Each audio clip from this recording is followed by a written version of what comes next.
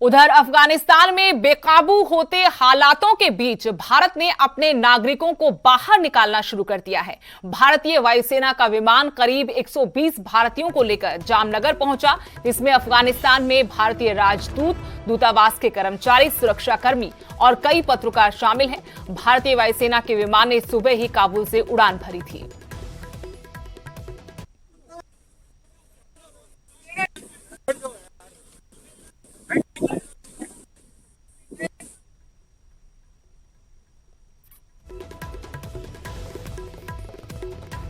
अफगानिस्तान पर तालिबान के कब्जे के बाद भारत पे पड़ रहे सैकड़ों छात्रों की मुश्किलें बढ़ गई हैं।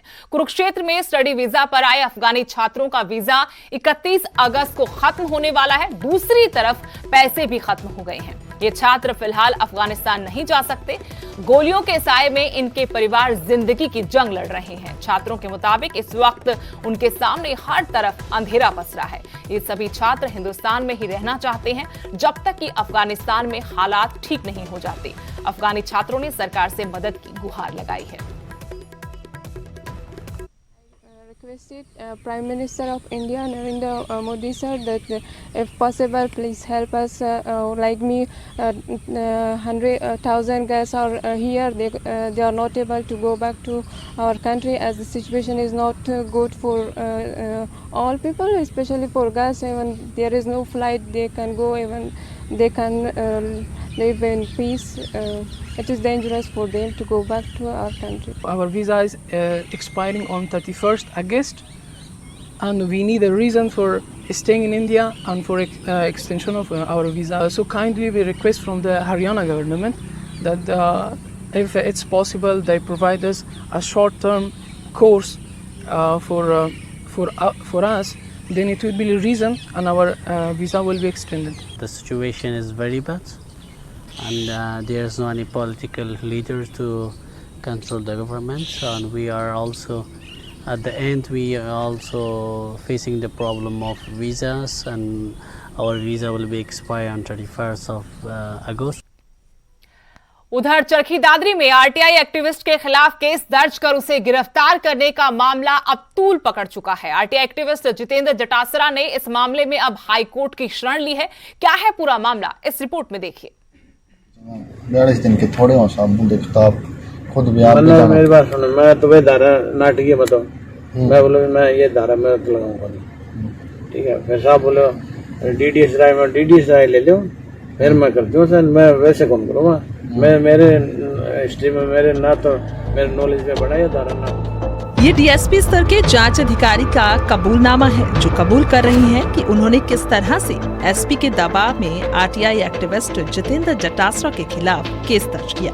लेकिन ऐसा क्या हुआ कि पुलिस को झूठ का सहारा लेना पड़ा, तो इसे भी आपको तफसील से समझाते हैं। दरअसल जितेंद्र जटासरा ने चरखी दादरी के एसपी की कथित अभद्र भाषा वाली वीडियो सोशल मीडिया पर शेयर की,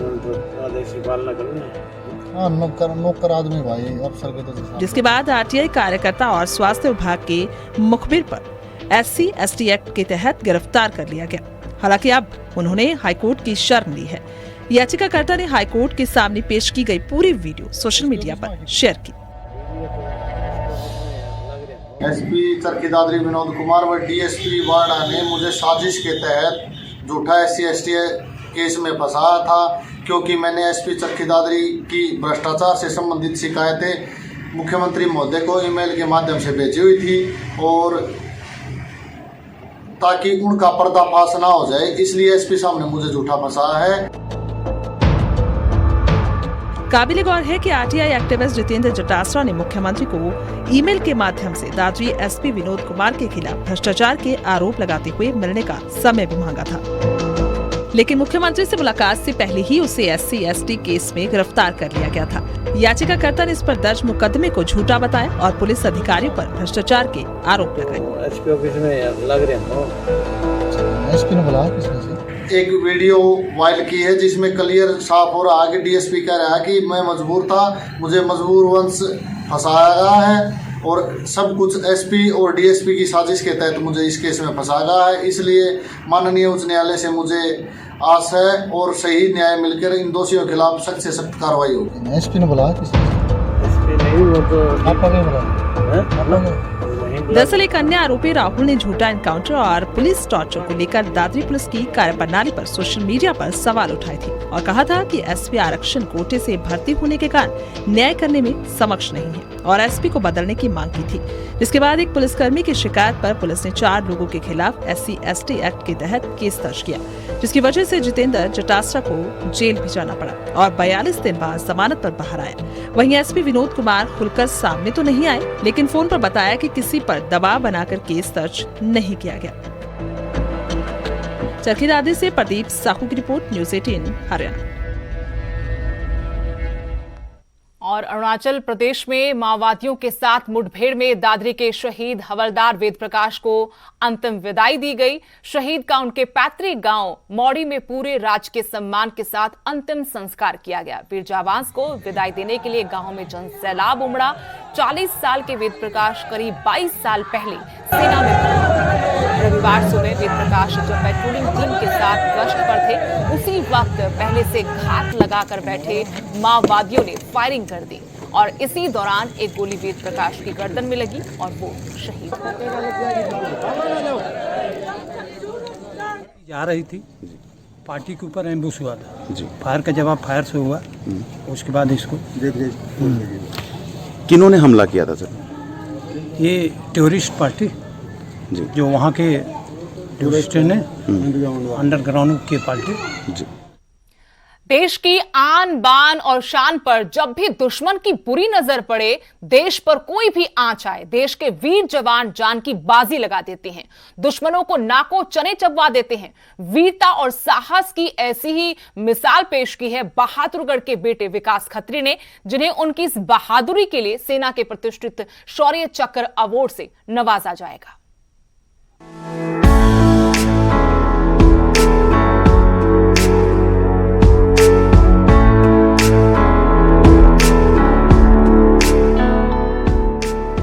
हरियाणा की माटी शूरवीरों को जन्म देती है। हरियाणा की मिट्टी के कण कण में देश सेवा का जज्बा है।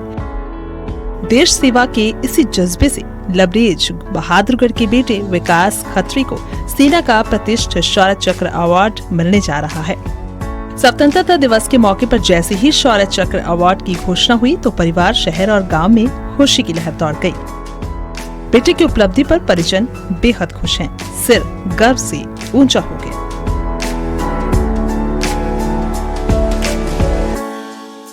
जब हमें 12-13 दिसंबर को पता चला था कि ये पेट्रोलिंग के लिए गया है और हमारा फ़ोन नहीं लग रहा था, तो हम बहुत परेशान थे। हमारे मैसेज भी नहीं जा रहे थे। जब 3 दिन के बाद मैसेज में मिला कि ये पेट्रोलिंग के लिए गया था और इसने उधर टेररिस्ट को मारा है, तो हमारा रोआ रोआ खड़ा हो गया था कि हम बता नहीं सकते। हम कितने डरे हुए भी थे कि अब क्या होगा। फिर हम जब 3 दिन से इसने खाना नहीं खाया था और फिर ये उधर भी रिपोर्टर आए थे, तो ये छोड़ के उधर से चला गया था। तो उन्होंने जो भी और ऑफिसर्स थे उधर, उन्होंने ही बताया था कि तेरे को शौर्य चक्र मिलेगा। हमें बड़ी खुशी है कि बेटे ने जो अपनी ड्यूटी बड़ी अच्छे से निभाई, देश के लिए जो काम किया वो हमें फ़ख्र महसूस होता है। और मैं चाहता हूँ कि भी हर युवा ऐसे ही अपनी ड्यूटी किसी भी फील्ड में वो अच्छे से करे जो देश के लिए काम आए। पीर पंजाल पूंछ में बड़ी कड़ाके की ठंड में -18 टेम्परेचर में वहाँ फाइट करके उनको आमने सामने की लड़ाई में और उनको मार गिराया और 2 को गिरफ्तार किया है उस उपलब्धि में शौर्य चक्र में।